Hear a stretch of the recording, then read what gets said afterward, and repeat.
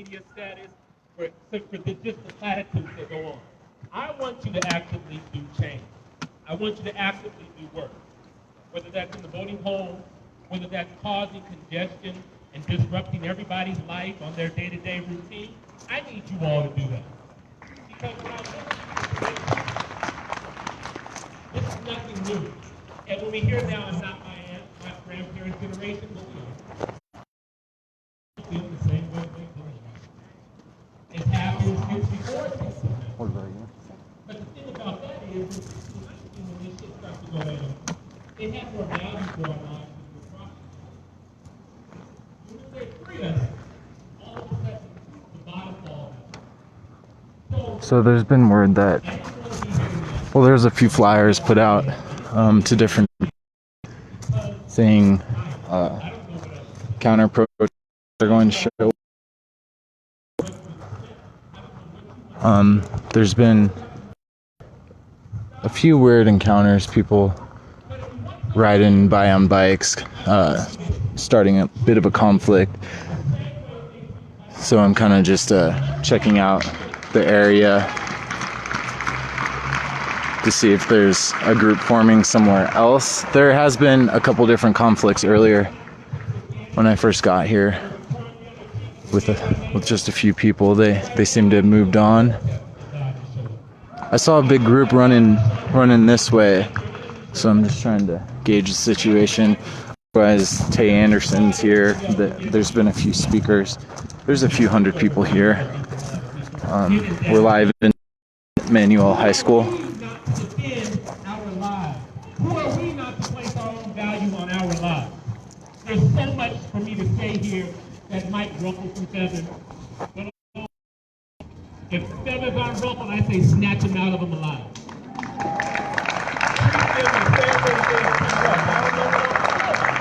I don't know what else to say. We have leadership that reflects my melanin, but the actions imitate those of the overseers. The action imitates those who believe that if I can emulate my oppressor, I too will be delivered. And that's not the case. So I need you all to do more than just show up here. I need you all to raise holy hell with your elected officials. They are here for you. They are on your dime. They're on our dime. They are.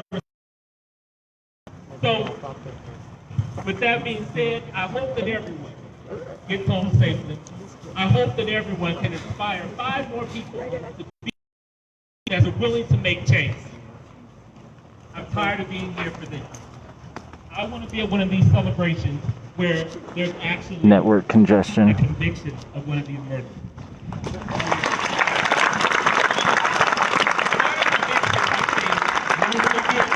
I want the courts to treat the police the same way that they treat connection issues. So-called 5G, right? So fast. So, we must, as has been said before, defund the police.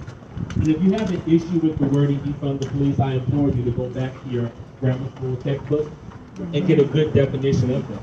We've defunded education. We defund healthcare, and we see what that's got us. We defund everything except for this. And I don't get that, right? And I think some of the problem is with our elected officials is that they're really ignorant in the history of how the police department was created. That's it.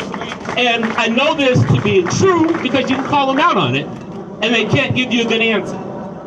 You know, if you say, oh, that it came from slave catchers, they'll push back until you show them some words. Then cognitive dissidents will treat it.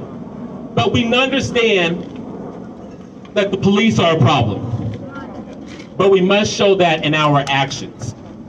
If a cop wants to quit their job, goodbye. Goodbye. It makes no sense for a lifeguard to say, I'll be a lifeguard and I'll rescue you bodies from the ocean, but I don't want to get wet. If the cop is too afraid to do their job, goodbye.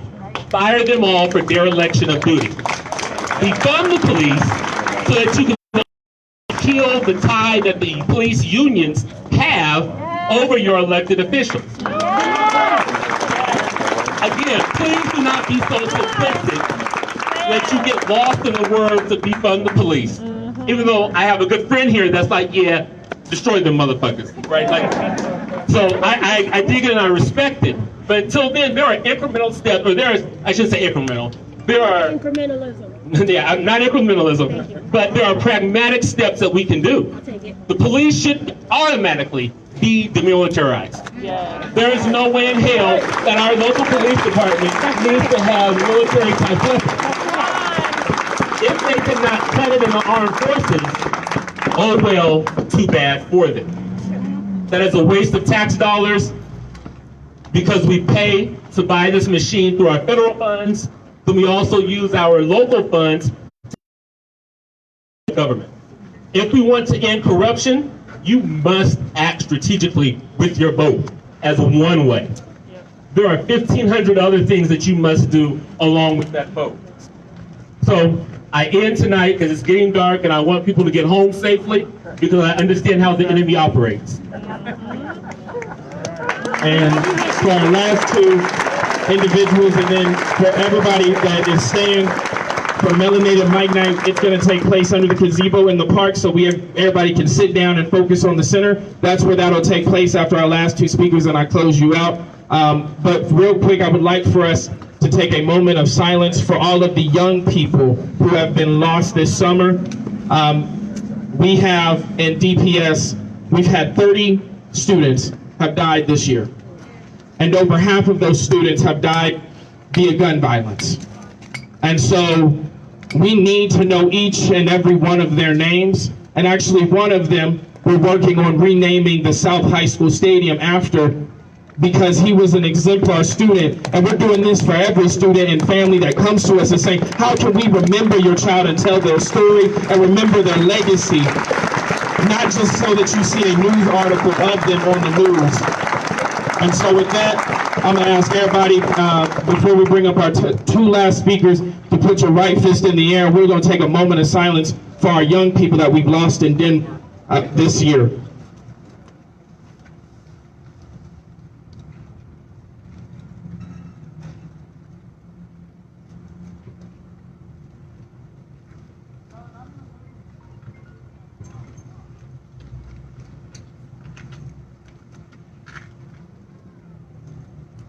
Thank you. I'm gonna bring up both Joy, she's a restorative practice coordinator here at McAuliffe Manual Middle School, and Dr. April Alexander from Black Lives Matter 5280. Let me be very clear. The last two times we've had black women on this mic, people took the audacity to speak over them. So when black women take this mic, shut up.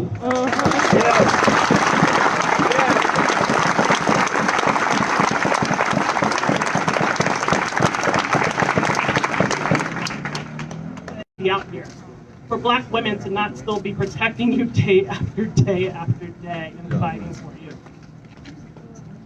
Then just a few hours later, we saw the loss of Jacob. Jacob being shot in front of his children and now still fighting for us in these hours that we're standing here. So another name. I don't have much to say, and I told Tay that I'm tired as well, and I'm out of words because we've been here over. Black Trans Lives Matter, that again this year we're going to see a record loss of black trans women death in the United States. Black women need to be centered like Breonna Taylor because black women are killed by police at 4 times the rate of white women. Murders by police are the 6th leading cause of death in the United States. So 1 in 1,000 black men will die. So when I heard the chant, no more names, I was hopeful, but I knew that wasn't realistic. That we're here once again, 24 hours later, honoring someone else. So again, we had so many people speak about next steps, but what are we truly going to do in these next few moments? Are you all going to keep showing up? We've given you so many different ideas over the last few centuries, but over the last few months of what to do in this moment. Stand up with us. We're losing people too fast, and it's going to be someone, again, so that 1 in 1,000 isn't going to be someone who's here today. That's my biggest fear. Keep showing up. the actions, hold these legislators accountable who are denying that this is a problem in our faces in the last week, and let's get them out.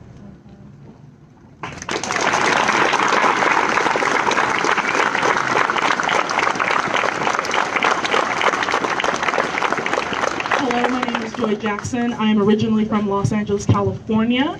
I grew up in South Central, then relocated to probably one of the most racist districts in California, and I made it out. But I can't say the same for my friend Brett, who was shot on his way home from basketball practice my sophomore year in college. Brett, because his mom doesn't. But like everyone here has said today, I'm tired. I've been in education since I was 18 years old, and I've had kids kick me, hit me, call me a bitch, fuck you, and I've never resorted to violence. I've never hit a kid. I don't want to listen to you for walking away. That's fucking ridiculous. Excuse me, ma'am. I'm so sorry. She looked like my grandmama too.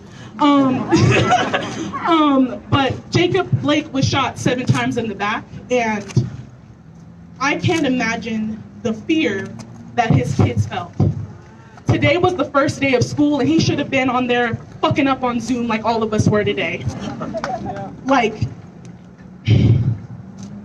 I have been protesting since I was 16, starting for LGBTQ rights, and then I started protesting for Mike Brown. For the past 7 years of coming and going and coming and saying the chants and walking up and down the streets and getting rubber bullets shot at me and having my vision blurred from tear gas and being detained 3 different times. What does it have to take for America to wake up? What do we have to do? And I'm so there are people here older than me and wiser than me that can give us those steps, those pragmatic steps that he said, very good word. And all I have to say is I'm fucking tired. I am afraid to have children because I never want to have the conversation that I had with my nephew about what to do when a cop comes up to you or if a white man comes up to you. I have to tell them, do not go to school in the South because there are sundown towns there. Still. There's streets you can't go down.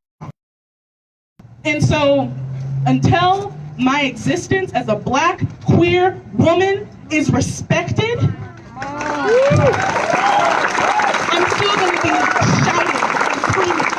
No matter how many fucking attacks I have to do, I will raise up my Black men, my Black brothers, and Black non-binary friends and family. But this is fucking ridiculous. It's 20 goddamn 20, and we need to make some changes. Thank you.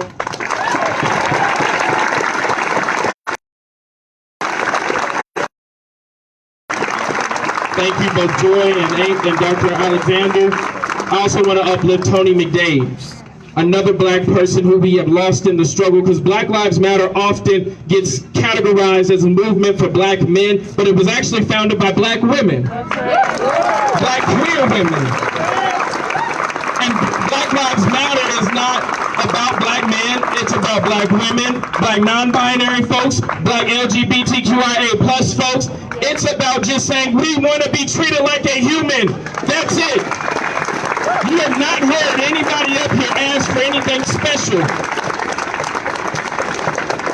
We didn't ask for special treatment in any of these speakers that you heard. We simply said, treat us like a damn human. Animals, dogs. We pass laws faster for dogs locked up in a car than we do about kids in cages and Black and brown folks in cages.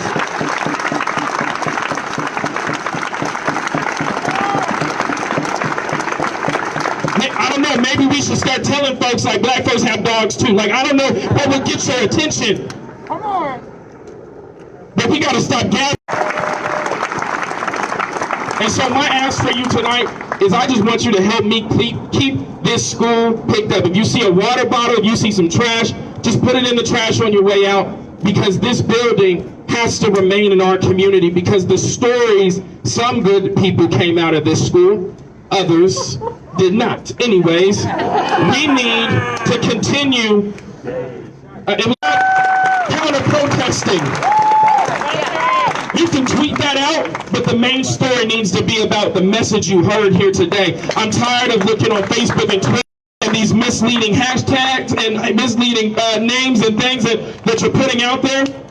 This was centered on black folks so you could hear the struggle that's coming from our voices, and so that we don't have to have another Jacob Blake. But I am so glad Jacob is living to tell his story.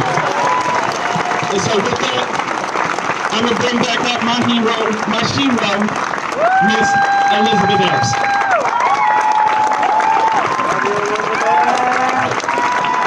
I'm so proud of him. Couple things as we close out. Some of y'all know how we're going to close out. We wait to see how the vibe is and see folks are receptive and ready. Just to plant a seed, or you've heard this before, but just a reminder, you know, I feel like I want to whisper this, but let you in on a secret. You know what's even better than arresting killer cops is no cops. Even better than life in prison, y'all, is no prison. That's what we're looking for. Have you thanked the black queer woman today? If you haven't, make sure you do. Thank you, baby. Thank you to the women who made Black Lives Matter. Thank you to the black abolitionists who birthed and gave us so many of the chants and the words that we know. As often when we invite folks into space to end with this chant, we invite you to say it with me if you know it, and if not, then you repeat after me. So we do this 3 times. I've seen a couple of brown and black women that I've seen before, and I'm never going to call on you without your permission, but just know that I'm expecting you to step up and lead this in future times when we're coming together, whether it's to mourn or to celebrate or to grieve or to vote or to march.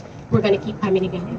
So we're going to say this chant 3 times, and I ask you to thank black queer women and black abolitionists because Assata Shakur gave us this. And we say it 3 times through. We say it 3 times through. I love y'all. I love y'all. I love y'all. The first time we say it in our speaking voice because you.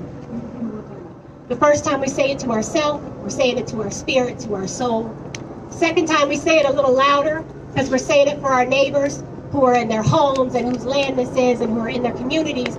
And the third time we shout it to the rafters because we're talking to our brothers and our sisters and our siblings who are in these cages, who are in these racist systems of confinement. We're going to shout at the top of our lungs because we need them to hear us and know that we're working to bring them home. You understand? Yes, we got you. So repeat after me or say it with me if you know it. It is our duty to fight for our freedom. It is our duty to fight for our freedom. It is our duty to win. It is our duty to win. We must love each other. We must love each other. And support each other. And support each other. We have nothing to lose but our chains. We have nothing to lose but our chains. It is our duty to fight for our freedom. It is our duty to fight. Duty to win. It is our duty to win. We must love each other. We must love each other. And support each other. And support each other. We have nothing to lose but our chains. We have nothing to lose but our chains. It is our duty to fight for our freedom. It is our duty to fight for our freedom. It is our duty to win. It is our duty to win. We must love each other. We must love each other. Support each other. And support each other. We have nothing to lose but our chains. We have nothing to lose but our chains. We have nothing to lose but our chains. We have nothing to lose but our chains. We have nothing to lose but our chains. We have nothing to lose but our chains. Over there in the gazebo is going to be Melanated Mic Night, open mic forum. You guys can head over there. Thank you guys for joining us tonight.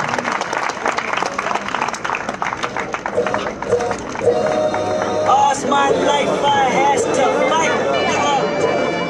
All's my life hard times like bad trips like That's a bit. I fucked up, you fucked up, but if God got justice, we gon' be alright.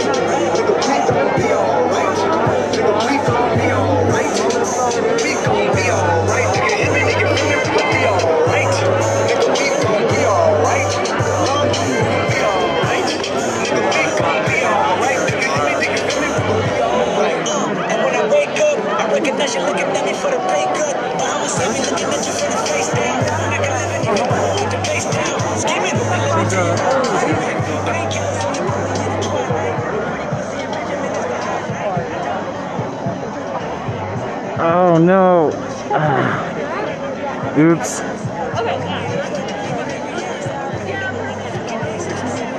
What's up? Heading over to Melanated Mic Night? Yeah. Follow you guys over there? I'm just looking for a group to like. Yeah, you can stick with us. Sorry, not gonna be you. No, you're good, man. Thank you. As long as you're not a plant. No. I'm just kidding. Oh, thank you. I mean, I guess I wouldn't say it. I guess that's kind of a valid question. Yeah. It never ends for me because I have to walk outside my door every day thinking, damn, I just missed out my account today. Really what I think about. Hey, every day I see you on I'm gonna do a little thing. Actually, low-key been a morning walk today. You know, usually I'm like... It's true. I think it's just over here. different routes. The reason why people kind of seem edgy is there was a couple flyers gone out for counter protesters to show up at this park. Yeah. So that's I've been seeing a bunch of online mentioning shit about this. yes. So there's plans everywhere, so I'm just like, yeah. I know it's probably tense. Yeah. But, I'm just trying to make sure I'm good. No, you're I good. know I'm going to the right place. Thank you. I really appreciate it. Yes, sir. It's right here. Thank you. Yeah. This is.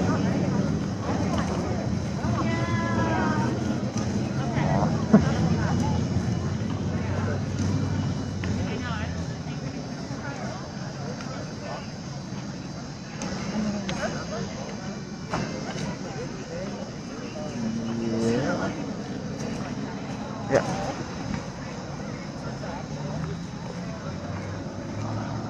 Okay, so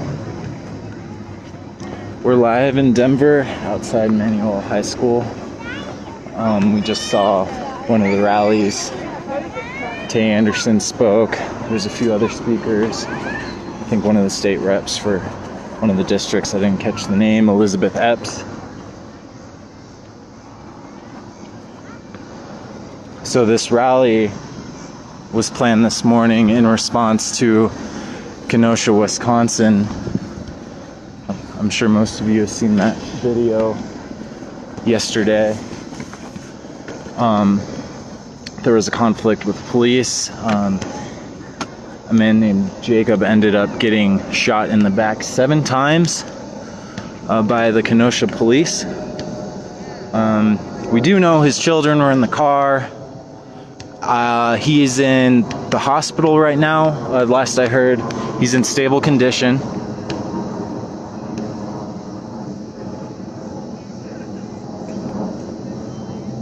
So that event sparked all types of rallies like this across the nation. I was watching my friend Andrew Mercado's stream yesterday. He was actually in Kenosha as well, and it was definitely a scene. It turned into a riot. The Justice Center Plenty of water, snacks right over there. Please. Had a small fire on it.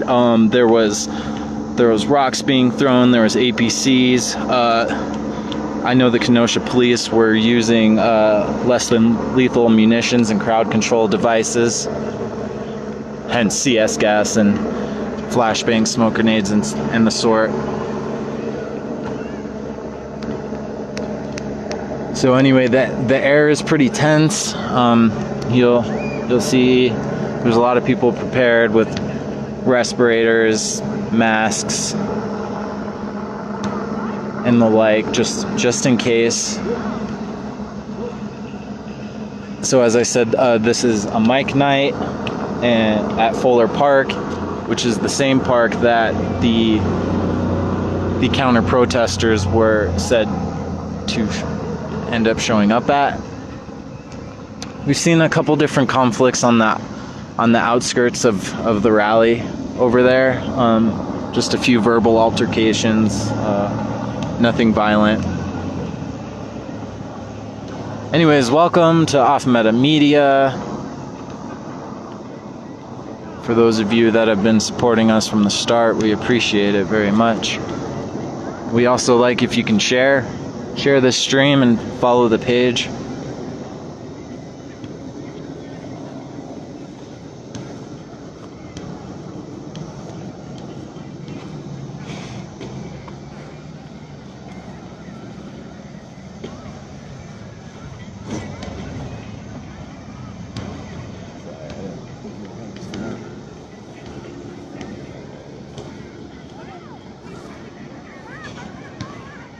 Hi, Disa.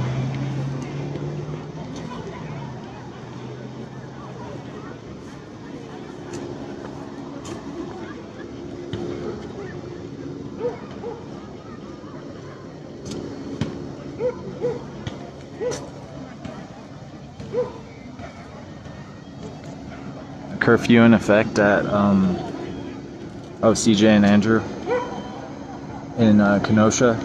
Is that Kenosha specifically? What about the surrounding cities, or is that where the rallies are?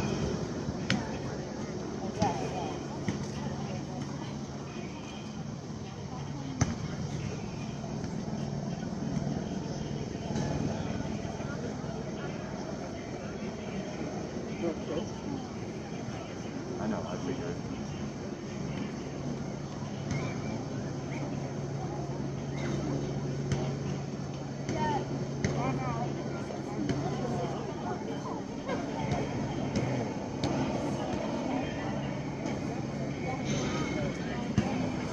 So if you guys were watching, we had done a brief walk through downtown Denver, and you saw the heavy police activity, lots of APCs, armored personnel carriers, SWAT teams, motorcycle brigades. There was also some federal vehicles there next to the Mint. All seem to be prepared for a conflict.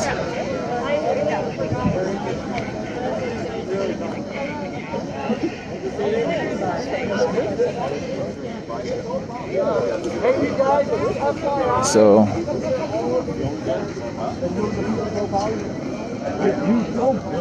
You ain't no friend of neighbor.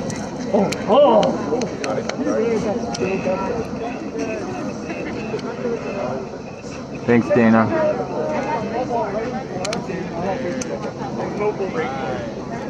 No problem, Joe. That's what we do.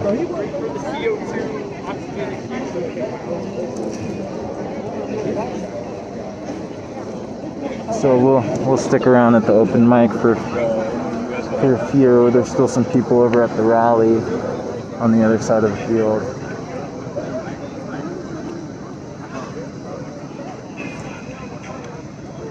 I'm impressed to see a few mainstream media outlets here tonight.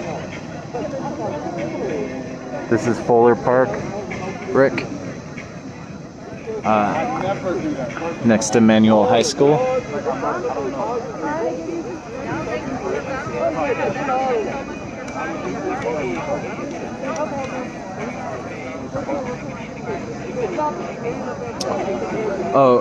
I believe they were alluding to the curfew in Kenosha, Wisconsin that started at 8.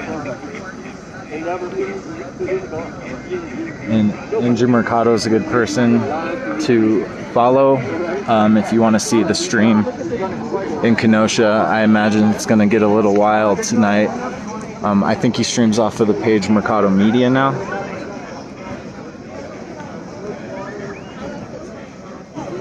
My pleasure, Rick. That'll be $20.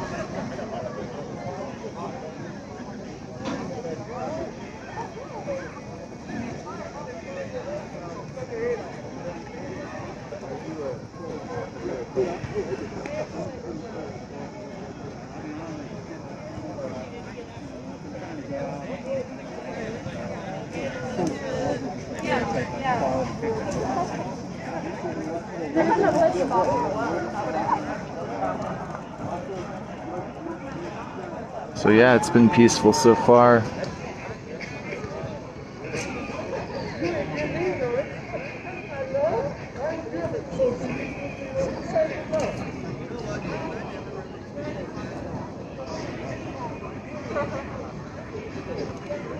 Hey Sarah, Catherine.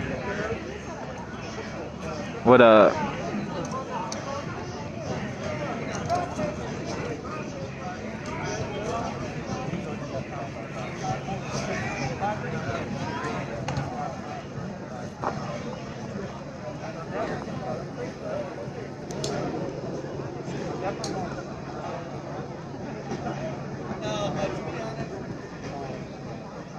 Oh, okay. Thanks, Don.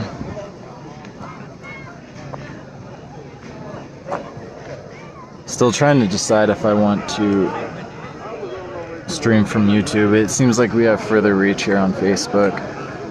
Sometimes we restream through multiple platforms, but that doesn't always work because we gotta have a server available. and one of our friends provides that for us, so it takes a little bit more coordination. All right, y'all, we're about to get started. To whoever brought Hello, Brett. mac and cheese, thank you. Thank you for bringing food and water and cooler. By the way, this mac and cheese. Mac and cheese. I love mac and cheese. So I've spoken to quite a few of the nominated folks in this crowd. Quick poll, do you eat mac and cheese with a spoon or a fork? Congregating over here in the atrium, and we'll start forming a little line. Thank you, thank you, thank you.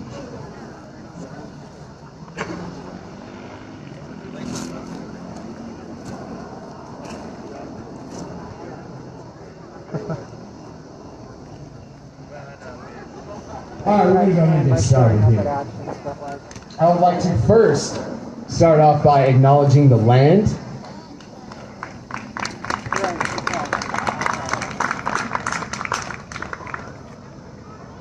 All this land that we inhabit was taken by savage genocide from the Cheyenne, Arapahoes, and the Utes, and we would like to always and foremost acknowledge that.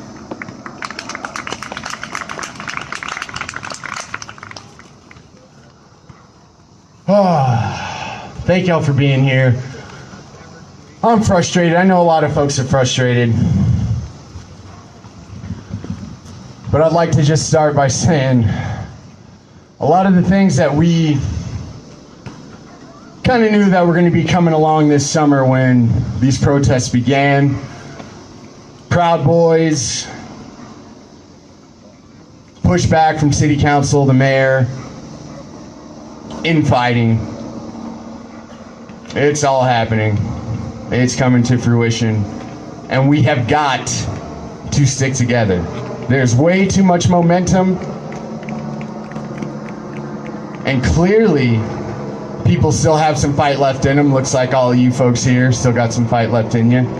We appreciate you being here. Now, I've spoken at basically all of these, so what we're trying to do is encourage all Black voices that have not spoken at one of these events to speak. And first up, we got our dear sister here, Median. Please welcome Median.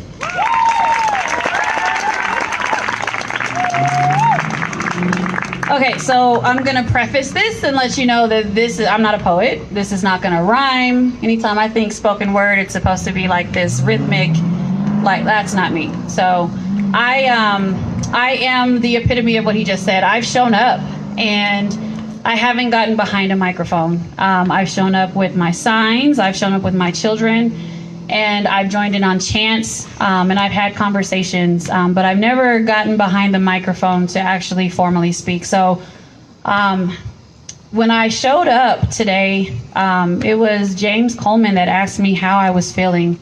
And I just gave him a simple, candid answer. I'm not okay. Obviously, we're in times that have evoked activism in all of us.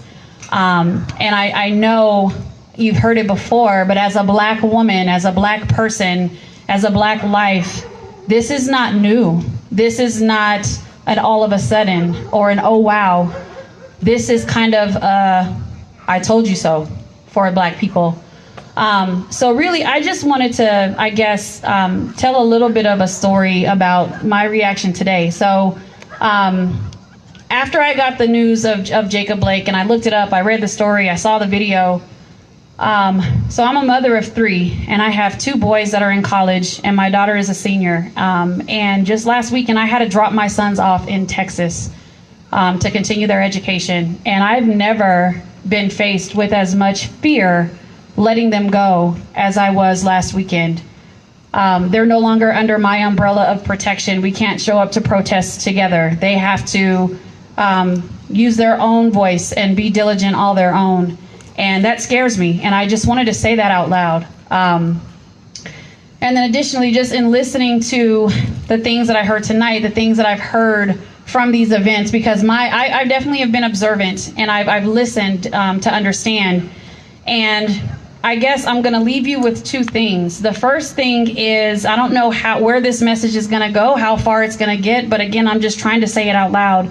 The elected officials that we have in this city and in this state have failed each and every one of us, and they fail us every single day.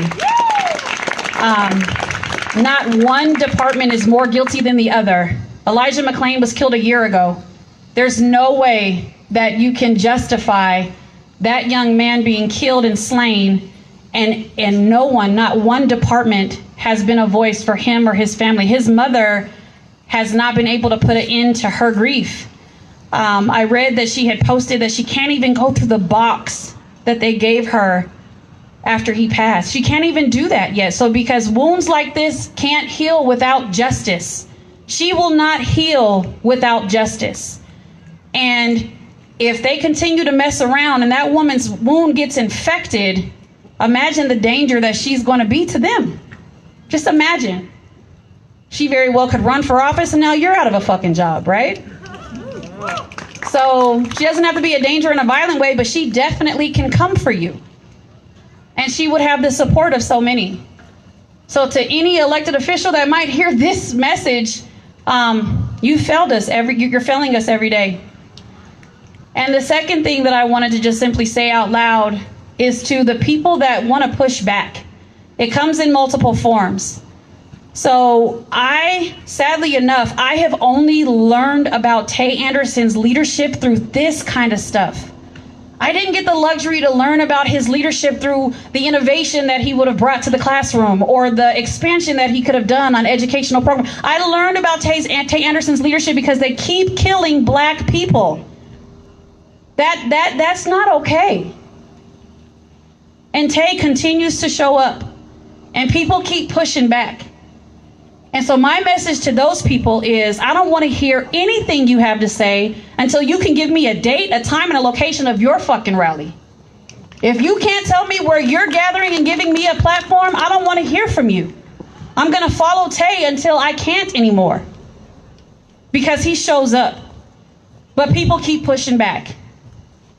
And I'll tell you what, you might think you have a voice, and you might think that, you put yourself in this place of threatening Tay and all of a sudden you have attention. You need to be careful, because there's a lot more of us than there are of you.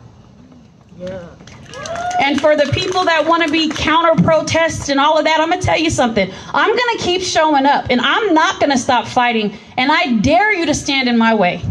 I will meet you there. I dare you to stand in my way, because I will meet you there. And I can assure you that I'm going to be the one that walks over you, because I will not stop. I will not stop for my children. I will not stop for your children. I will not stop for my legacy and my lineage. And so everyone that is here that can't relate, straight up just white people, you can't relate to everything that's going on, but you show up. That's pretty dope that you show up, and you should continue to show up. But for me, I take this with me. When I get in my car and I drive home, heaven forbid I get pulled over, I take this with me. You go home, and it's a comfortable drive for you. Those thoughts can stop. You can put a pause on those thoughts. I can't. My children can't. The people that look like me can't. So when you show up, I think that's dope, but that is not enough. And unless you are tired, unless you literally are physically, emotionally, mentally drained, you haven't done enough. And when you get to that point, you better hit the reset button, because you still have work to do. So when I tell you I will stand shoulder to shoulder with you, I absolutely will, and I will applaud you when you show up. But I tell you what, you cannot. This is not a trend. This is a transformation. And you got to be here for the whole thing. And if you go back and you start putting this down, you put this back in a box, you become part of the problem again. So you have to really take the time to think about that. And I've carried a sign since the summer that says the end of white privilege is not the start of white oppression. It's the birth of equality. So as the white folks that are here, the last question I'll leave with you is, are you willing to let go of your white privilege for the sake of equality? Thank you very much.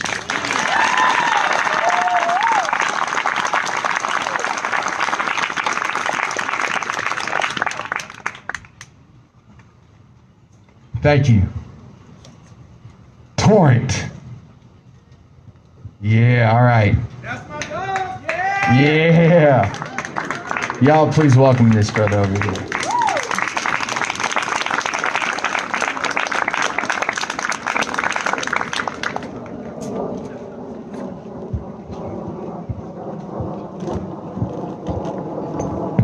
Solid. Can everybody hear me? Yep. Solid.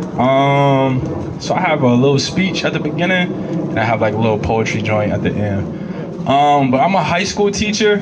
Today is my first day, so I definitely got to get back in grades. Thank you. AP English, man, that's my jam. You feel me? Y'all want to? In fact, don't get me started. My bad. AP English. I just get super excited about it. Yeah, it's very difficult being a black educator because I'm black and Puerto Rican and Irish. So like this matters to this context. You feel me? Way by, you dig what I'm saying? You know, tu sabe. All right, back to what I was saying. So for me, I'm in a space where it's my duty, right, to empower black and brown folks, right, to empower them, but also, right, to mitigate the harm that white students create. It's very difficult. It's very difficult because that's something that my ancestors did, right? My ancestors who were women, who were mammies, right, who were helping out little white babies to try to mitigate their harm on the world. I think that's a very, very delicate line to walk, and that's something I often think about. I was a TA my last semester of college, so that's something I often thought about, like, how can I equally love black and brown folks, but also love the white privileged students? It's hard, man. It's hard. But to move on from that, what happened in Wisconsin was very, very devastating to me. It honestly reminded me of Philando Castile when he got murdered in front of his daughter and his fiance. Like that hit me bad. That hit me really, really bad. I actually conducted research on that, racial battle fatigue, and how that affects black students in historically white colleges and universities. You probably know them as PWIs, but historically white campuses and universities. Because his daughter was in the back, right? He got shot. She jumped out the car. Like, she got out of the car when she saw her dad get killed. And his fiance was saying, like, don't hurt her, don't kill her. She didn't know what's going on, right? I think she was probably 4 or 5. I would imagine when she gets to my age, I'm 26, right? It's gonna hit her. I don't know how. I don't know what the destruction might be, right? I don't know what vices she might be using, but I can imagine it's gonna be something extremely devastating. My dad was in jail majority of my life, right? And I'm realizing now, like, there's pieces of me that are harming other people, right? They're always saying hurt people. Pieces of me are harming other people because there are conversations me and my father have never had, and he's still here, but he was in prison, right? There's certain mannerisms he had from that prison life that has affected me. So I can only imagine what she's gonna go through. I can only imagine what the man's kids are gonna go through in Wisconsin. And that is devastating because it not only affects the families, it affects all of us, right? It affects all of us in different ways, right? When we say police brutality harms the black community, it also harms the white community as well, right? Like, in order to kill somebody, in order to harm somebody, that honestly makes you a monster, right? Like, cause you're hurting us. Like, we get hurt, trust me, we get hurt, so it's physical. You can see what's happening to us. But being in college, right, people study race, people study gender, people study sexuality, but what they fail to study is whiteness, the white psychology, right, of what brutalizing black and brown bodies does to white people. That's a real thing. I don't know, right? I'm only Irish. I'm not even like real white. I'm just like Irish, right? So I'm like black white technically. But yeah, like, that's a real thing. And so for the white folks out there, like, y'all have to like internalize when we're at rallies, mobilizations, things of those nature. Like, I appreciate the claps. It's cool, you feel me? But I read a lot of James Baldwin. I read a lot of Du Bois. So I understand racism does not stem from ignorance. Trust me, right? It is not at all. Thomas Jefferson, one of the smartest people, he's been there. Thomas Jefferson went to Africa. He knew exactly what Africa looks like, right? Racism stems from, racism stems from self-interest, right? And somebody mentioned Mayor Hancock. Somebody mentioned him? So when we talk about self-interest, understand, right, that identity politics is cool, right? until we have to start measuring integrity. That's a whole other conversation. So when you have a man, right, who's not just a man, but who's a black man, and not only a black man, but a black man who grew up in a specific type of way, right, where I would imagine he's eating Tostino pizza rolls and ramen noodles for dinner, right, so grew up in a particular type of way, when he is more angry about establishments getting a broken window than black and brown bodies being murdered, than mothers and fathers and brothers and sisters crying over their siblings, over their sons, over their daughters being brutalized, that does not make sense, and it does not sit well with me, right? Which you'll still find people who hold him up because he has blackness, right? Let me be the first to tell you, like, it's cool to be black, but it's even cooler to have integrity intact with that, right? It's even cooler, right? Same thing for white folks. It's cool to have the Black Lives Matter. What do y'all got? Y'all got the flag, the thank you, the sign in front of the house. That's cool, but your kids still go to private school. I mean, y'all gave me the mic. Y'all gave me the mic. Y'all gave me the mic. Y'all gave me the mic. So I'm just saying, like, that's a real thing. So when you have particularly white folks who say Black Lives Matter, I need you to just understand, how does that show up in your life? Even for black people, right? I'm a big advocate for all Black Lives Matter, right? As a black cisgender male, I have to sit there and take these hits of black men, it's not time for, like, all those talks about black men, I understand, because black men, we have a capacity of not being reflective, right? To where, like, patriarchy doesn't allow men to be reflective of how they harm people, how they harm themselves, right? So I understand the space that we hold. But for black people, we also have to identify, what does Black Lives Matter actually mean, right? What does all Black Lives Matter actually mean? Does it mean just saying names? Or does it mean we address the colorism in the community? Does it mean, right? Does it mean that we turn a blind eye, right, to possibly rap music, to possibly to movies, right, that objectify women and men and little children, right? Like, we have to be able to pay attention, right? Do we objectify ourselves? Do we look at our darker complexion brothers and sisters in a different way than our light-skinned brothers and sisters? Like, that's a real thing. And so we have to identify, what does Black Lives Matter actually mean to us? Does it mean we shop at the mom and pop stores over Walmart? Does it mean we still use Amazon? Like, those are real things we have to identify within ourselves.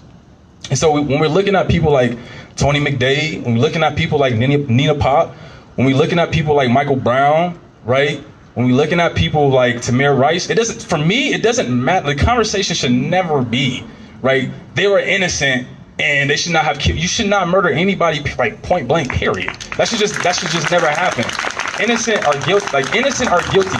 You should not murder anybody. Like, that just should never happen, right? And so what happened in Wisconsin, it could easily happen here, right? And I would imagine Tay is very familiar with the STAR program, right? That program is going to make sure what happened in Wisconsin does not happen here. Because the STAR program is not police officers going to domestic disputes, right? Give y'all a fact. 90% of phone calls to the police department, the Denver Police Department, 90% of it is domestic disputes. 10% is violent crime. So when we talk about the budget, right, why do police make so much money, right? When their job is to prevent crime, but they don't prevent crime. They're always on the back end of crime. So they're technically not even doing their job. So when we say defund police and reallocate to education, to healthcare, etc., all we're trying to do is actually make police, they're trying to make their job a little bit easier. Honestly, when they really think about it, we're trying to make their job a little bit easier and have them do actually what they're supposed to do, right? Which is deter, which is to stop violent crime, which is not a big thing in the communities, right? So I want us to be able to think about those things, is when all these situations are going on in different communities, how does it show up in Denver, right? Because we're not unique. We go through what a lot of other people go through, even though we deal with gentrification at a higher rate than other cities, right? It shows up differently here, but we have opportunities, we have resources here. I'm part of the Anti-Racist Club. I don't know if you're familiar with it. You might be, you might not be. Good looks. But we've been working with some policymakers. I can't get no names or nothing like that, but we've been working with some policy members trying to put something on the ballot, and Mayor Hancock tried to criticize it and tried to say it wasn't good enough. We didn't do our due diligence, etc. No, we did our due diligence. We did the exact same thing Minnesota did. The exact same thing Minnesota did, right? But when you have policy, when you have city council members who wear Black Lives Matter on a face mask, who say Black Lives Matter, when you put the pressure, when you say, okay, walk it how you talk it, oh, well, we need time. We need time. We just need time. We need time, right? So it's a matter of you gotta protest, you have to rally, you have to show up to city council members, you have to vote, you have to do whatever is necessary for yourself. Because James Baldwin never went to protests or mobilizations, and that's something I always try to tell people. His thing was, I'm not with beating my feet. I can't do that, but I can write. I can tell y'all stories. And so everybody shows up differently in all protests. And so I want everybody to know that you don't have to show up all the time. And if you don't show up, it doesn't mean you're less. It doesn't mean you do not care. It means you might be the person who's telling stories, right? Or you might be the person, I don't know if y'all familiar with Freedom Summer, right? They had to get fed. People had to feed them. They weren't allowed in every restaurant. There were people making the meals. You might be the person who come out here and make people sandwiches with the oranges. Like, that might be your role. Or you might be the person who offers somebody resources. Everybody's role is different. We show up differently. So I want us all to know that. Before I get to the poetry, the poetry piece is that we are all Nina Pop. We are all Philando, right? We are all these people who have been murdered, Sandra Bland, etc. We are all these people who've been murdered. We should not be exceptional to stay alive. We should not have to be perfect. We should not have to be respectable to stay alive. We should be able to be in the worst conditions possible and still be cared for. To still be cared for. So when we talk about hands up, don't shoot, but what about if your hands is in your pocket? Like, that's a real thing too. So it should just be don't shoot, right? It should always be all black lives matter, and we're gonna be very specific when we say it. And so when as black people too, when we say brown lives matter too, make sure we go into these detention centers. Make sure we educating ourselves on Porky Gonzalez. Like, make sure we educating ourselves is real. Because even for me, like, being Puerto Rican is very difficult to match the knowledge I have in the black community, in the Puerto Rican community, in the Spanish community, etc. Like, it's very difficult, but I make sure I have friends around me who can educate me. And it's okay to make mistakes. That's what knowledge is about, right? If you never make mistakes, that means you think you're perfect. And if you make mistakes, that means you're trying. So I implore everybody to try, and I'll end it with this. I talked a lot. I told Daria I would not, and I very much apologize. But I ended with this. I wrote this poem. Damn, I usually put my dates on them. Oh, November 18th, 2019. It's really no title. I don't put no titles. Ain't no U.S. without us. So-called niggas, Negroes, niggas, royalty and slave, trading crowns for Jesus. Ancestors' bodies paving the way only to be brushed under a white face because it's easier to trust. What I mean is Garrett Morgan, do your Googles, an inventor of the traffic stop, gas masks, and other machines, had to have a white man sell his items so his inventions can be taken seriously. Sounds obscene, but he risked being killed because he was an intelligent black man guilty of following his dreams. I learned about him when I was 17, around the same time I learned the details of Dr. King's dream. It was more than just black and white children playing symbolically, creating an integrated drink being gulped down by Americans, leading them to believe that Obama would eradicate white folks' racist mentalities. It was about having a black cuisine. You know, cornbread with the black beans, soaked greens with the chitterlings, with the past and the future displaying this nation's inconsistencies, challenging us to rise up, and live out the true meaning of its creed. We hold these truths to be self-evident that all men and women, and all folks who do not identify those ways, are created equally. King glancing at the future, demanding men be switched with human beings because it'll be a shame for us not to represent inclusivity. What King truly represents to me is a radical who, like Jesus, was interested in effecting transformative justice and is able to have dialogue with those that might not agree. In a world too often governed by arrogance and corruption, it could be difficult to stay true to one's philosophies. For every you and me, there's a Trayvon and Sandra B. All movement ain't progress if we speaking factually. So I understand how we can be complacent thinking that civil rights did everything. Civil rights was just a step. It's 2019 and we have to step again. Continuing to step until oppressive systems are extinct. Continuing to step until white supremacy becomes obsolete. Continuing to step until we refuse to sleep because we're living in a king's dream. Truth is, King didn't get killed because he had a dream. He was gunned down because he woke up with a vision. No more superficial hope. We now need solid realism. King became a black radical, and after him, Shirley Chisholm, a woman with guts and ambition. And his teacher, Ella Baker, the backbone of the civil rights movement, who never wavered. It's okay to be fearful. Not everyone uses their voice to speak on their conditions. Your presence is enough. Your silence is not submission. We lead in different ways and protest in different editions. King taught me true allyship is when our own light shines, we inspire others to see the light come to fruition. So if you can't fly, then run. If you can't run, then walk. If you can't walk, then crawl. But keep moving forward until we complete our mission, having equity, equality, and justice for all. To be a black person in America is to be a burden in your own land, a refugee in your own land. When I hear roots, I hear to belong to something. And as black people, we don't belong to no place. Not Africa, not America. But we do belong to each other. Thank you.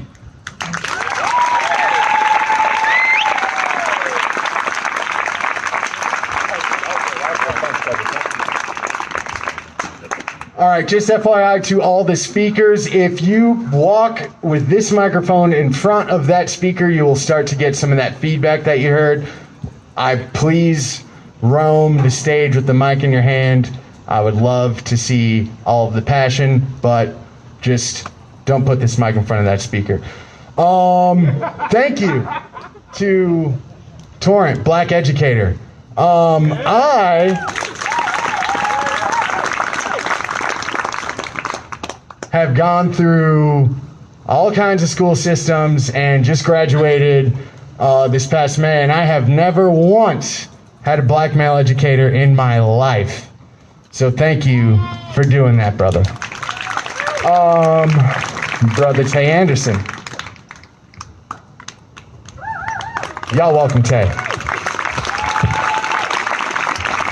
This is going to be real short. You've heard enough of me. I'm going to give you a couple quick bullet points. As we were sitting here, the ACLU of Colorado tweeted the following, where black and brown cage bodies are in cages in Denver jails. Breaking news, records reveal that Mayor Hancock and the Denver sheriffs and the Denver Department of Public Health and Safety collaborated to cover up the spike of coronavirus cases in the Denver jail. The mayor and sheriff must be held accountable for misleading the public and putting lives at risk. And so I wanted to share that with you so that you can put pressure on those city council members that like to wear Black Lives Matter shirt but vote the wrong way when Candace Tabaka comes up with a proposal to say, all right, cool, walk your talk.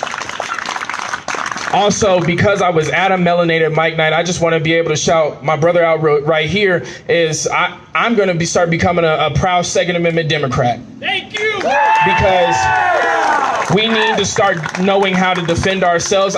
This past couple weeks, y'all, have been rough for me. I've had death threats. I've had people at my house trying to get into my house. And so the only way I can defend myself is by standing my ground. And so I encourage you to do so as well. As a responsible, safe, and legal gun owner, I encourage you to practice your Second Amendment. Don't go out and be crazy with it, because then that's how stuff happens. I will say that when it's needed to be used, it's part of your constitutional amendments. But I wouldn't have been able to see that if I wasn't sitting in one of these Melanated Mike sessions and listening to my brother over here educating us around the need of being able to secure ourselves. And also I owe you an apology too. Because some of you were out there this summer and y'all was fucking shit up. And I said, don't do that, don't do that, don't do that. And I called you out. And as a leader, as an elected leader, I want to be able to stand before you today and say I'm sorry. Because I too was in that bubble of looking at a window being more valuable than a black life. But then I came to the realization that you can't bring back Elijah McClain or Breonna Taylor with no matter how many millions of dollars you raise for them, they'll never be in their homes again. And so if they didn't listen when we peacefully took the streets, now you have their ear because the window broke. Now we need to be able to go push our elected officials to do real change. And that's what we have in Candace Tabaka. We're actually sitting in her district right now as she's in city council fighting for us. Oh shit, she's right here. Councilwoman, come up and join me. I'm up here talking all these high praises and she's down with the people. Give it up for Councilwoman Candace Tabaka, y'all.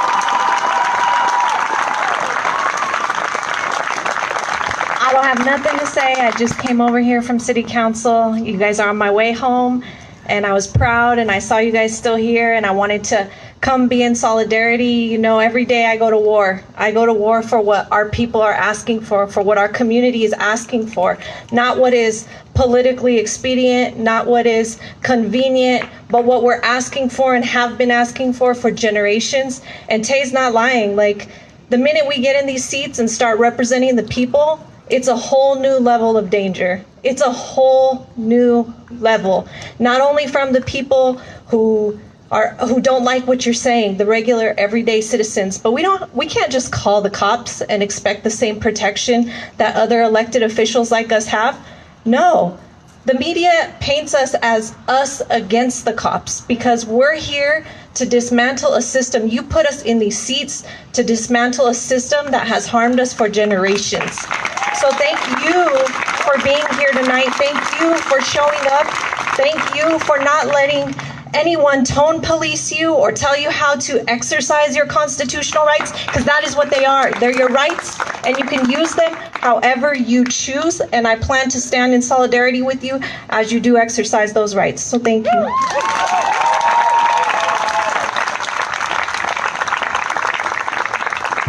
Thank y'all both. Okay, so I know I spoke to some black women. Yes. Black women, please come speak. You, young lady, thank you.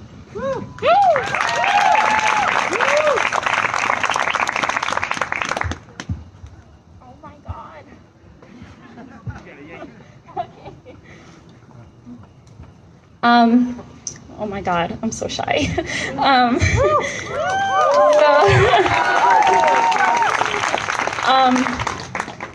I'm really glad that Tay Anderson said that. Perfect timing. In case it hasn't already been made clear to you, Mayor Hancock ain't shit. He ain't shit. He may as well have been a white man. He may as well have been wearing a Klan hat, a little Klan mattress cover, whatever the fuck it is they wear. To be crystal clear, black faces in high places mean nothing. When the black faces in question are hiding up arrests, when they're telling us that they're gonna bring in the US attorney to charge and trump up charges against protesters, they ain't shit. Fuck a blackface. The blackface means nothing if it's peddling white supremacist talking points. It's nothing. It's nothing. On that same note, I think that this is a growing pattern that we see, that people just seem to flock to the black Democrat. We saw it in Chicago. Lori Lightfoot, Chicago's mayor. If Despicable had a face, it would be her. I mean, it's truly something else. We elected her because she's a black lesbian mayor, you know, black woman. You know, she just looked the part. She was supposed to be Chicago's, you know, new Page. She's done nothing. Never mind not doing anything. She's pushed Chicago into just the worst. On Saturday, we saw violence in downtown Denver. And just like Tay Anderson said, we've been asking for the police to be defunded for months now. And when they don't give that to us, but we're also peacefully protesting, and a Jeep drives through us on I-225 and they do nothing to help us, and they tell us, why were you on the highway? Why were you this?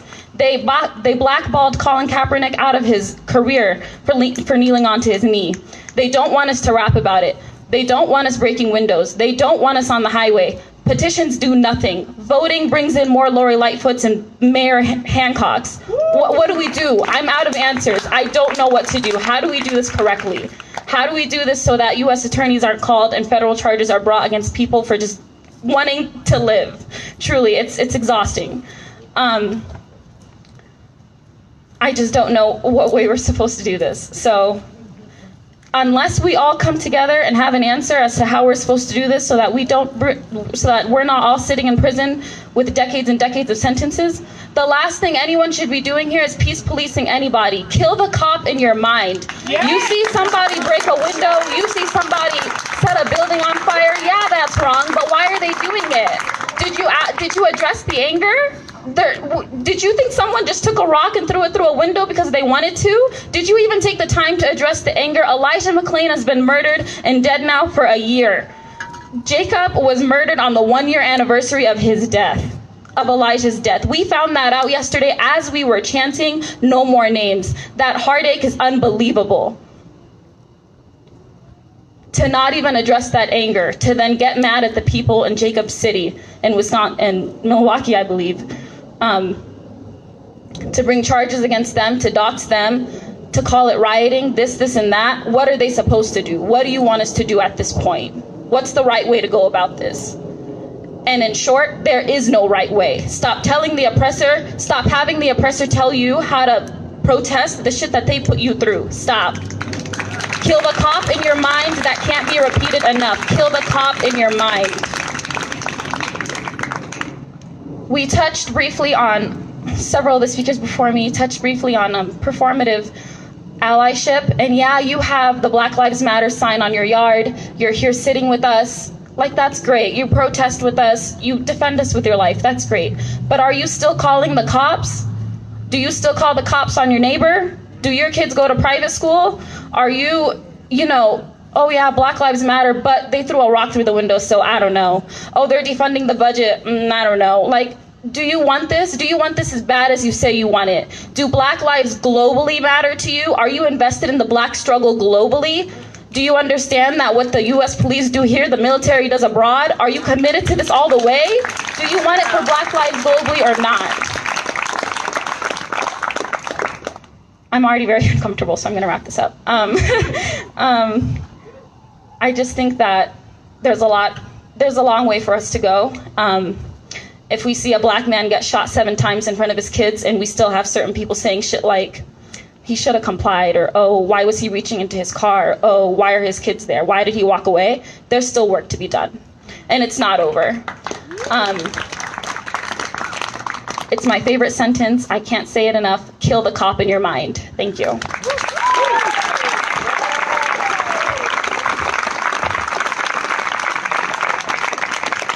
Thank you. Okay, any Black women that have not spoken at a Melanated Mike Night event that would like to speak? Anyone? All right, give it up. Hi. I'm nervous too. Yeah. So hearing about this last night, people in different group chats bringing up what was happening in Kenosha. I started spiraling as a Black person. This is really triggering to keep hearing about this. And to see people share these videos like it's torture porn, and when they are killed, it's snuff films. And I think, first of all, do not share these videos. I would just like to say that to everyone here. We understand what it is. I believe someone when they say a cop shot someone 7 times in the back. I don't have to see it. Like, yeah, don't share that shit. Okay, so I was gonna say a lot of different things. Basically speaking on intersectionality, I am a non-binary woman. My pronouns are she, her, they, them. And honestly, this whole movement actually made me come out. I've never come out. Like, I don't think people need to come out, but like, I felt the need to when I kept advocating for Black trans lives, and I kept getting violated by people in my community and people outside the community. I can name so many instances of me holding my sign where people said I'm co-opting a movement that Black trans women fucking started. Now, I'm not talking about Black Lives Matter. This started decades ago. This started a long time ago. So pay respect to those people. Today is Marsha P. Johnson's birthday. You know what I mean? Like, happy birthday to her. I love her. She's my mother, my other mother. But we also need to include the addicts. My older brother died in 2016. He committed suicide. He overdosed on heroin. And even the people in his own family weren't enough for him. You know what I mean? We didn't support him because we didn't understand. There's a lot of anger and stuff there. But yeah, you got to care for the people in the lowest positions, the most marginalized, the addicts, the unhoused. He was unhoused for a minute. We didn't even know. His own family didn't even know. Then my other brother, he died a couple years later. The fucking doctors killed him. We all talk about police brutality. What about hospital brutality? What about all the doctors killing Black women in labor, killing them, or making the choice of saving the kid over her, or all these other things? Let's talk about fucking sterilization in hospitals. Let's talk about everything. What else was I gonna say? I have a lot of things to say. Oh, I mean, everyone said it, but Mayor Hancock and Murphy Robinson are coons. I don't fucking respect them at all. The shit they said this weekend was ridiculous. I don't know if people are aware, but they fucking said they're gonna, like, he's literally gonna encourage DPD to totally disregard the judge's order after that fucking civil lawsuit that took like a whole ass like month and a bunch of people reliving their trauma to even like fucking have any like justice brought. He's just like, you know what? No, out the window. And on top of that, we're not gonna have a limit on how many people can be held in a jail during a fucking health pandemic. Like, this is so disgusting. And for all the people who are still like on the fence, if they're for these protesters who are protesting differently than y'all would, aka the rioters, the anarchists, blah, blah, blah. This same week, Monday, I mean, I know Candy knows, Candy was there, but like, everyone tried to do it the peaceful way, like for months, like people have said before, like for years, honestly, for decades again, but like, how are you gonna gaslight and tone police communities so fucking hard, have racist rhetoric? Sandoval fixed her mouth to say black on black, brown on brown crime as a reason for why we as like people don't have the right to vote on a bill. The right to vote. This wasn't gonna automatically pass it. We don't have the fucking right to vote on it because of your racist like narratives that you've been perpetuating, whatever. It's fucked up. And okay, I have a lot more to say. I didn't write anything down.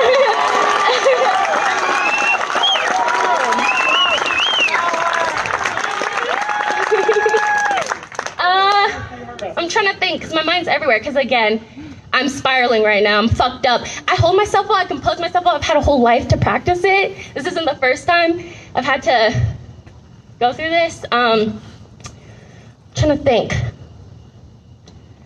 Oh, I wanted to bring up this story because it is relevant.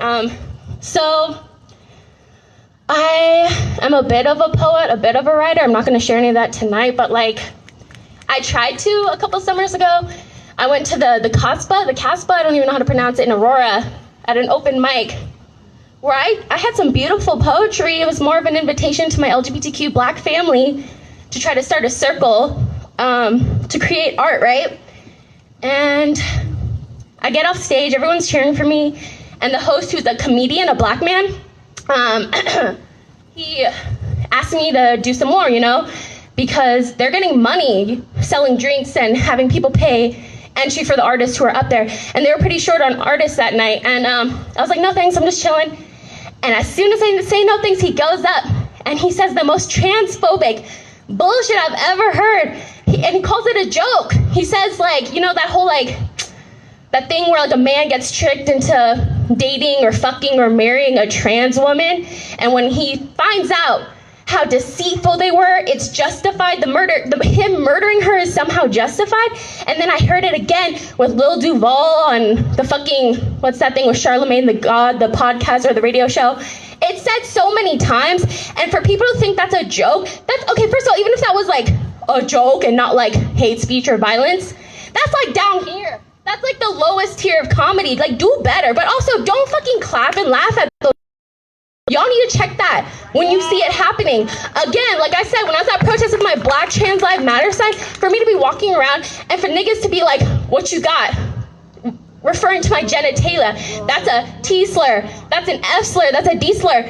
Hearing people call the cops the F slur, the D slur, the T slur, and for me to have to turn around and say, do better, don't fucking say that. Like, you have your fucking LGBT community in here.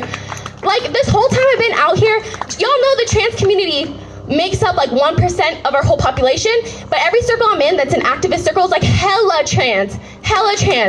What, like, so pay respect and stand up for them when you see that shit happening. I'm sure many of you heard about that shit that happened in LA this week where, yeah, those trans women were harassed and abused and all this, and Black men were standing there laughing and filming it and stealing their shit. Like, that's fucked up. You should be as angry at that as everything else, because the disproportionate rate at which trans Black women die is ridiculous. So don't tell me I'm fucking co-opting your movement when I say, oh, don't forget about us. Don't forget about the trans community. Don't forget about the LGBT. So what else am I trying to say? I think that's probably enough. If I think of anything else, I'll say it at the next one, so make sure you come to the next one too.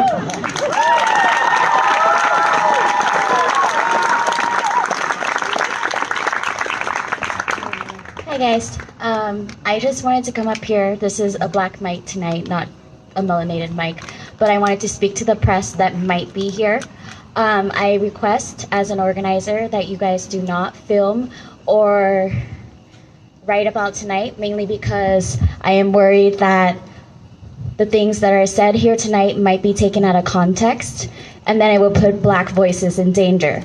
So I request that if you were to post anything, that you speak to people directly before you post it. If not, we are gonna lawyer up. Thank you.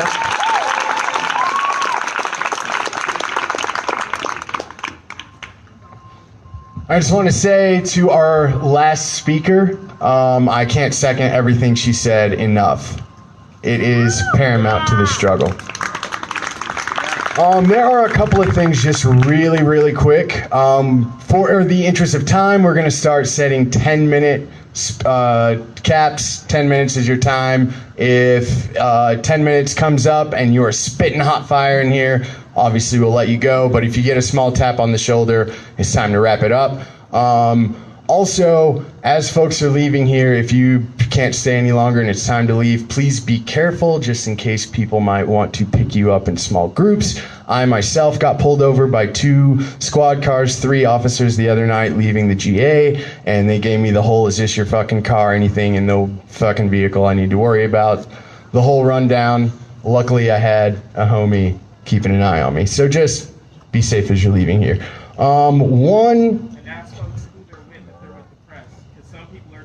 Mimicking as the press, but they're really not. Yeah. Boom. Be vigilant. Be vigilant. Ask people for their fucking badges and all that bullshit. Real quick, tomorrow, 22nd in Champa and Stout, Park Ave, and California, there are going to be sweeps, 6 a.m. If anyone can be there, please do that. Be there early if you can. Yeah, so again, 10-minute time limit. Can we please get Kenny up here?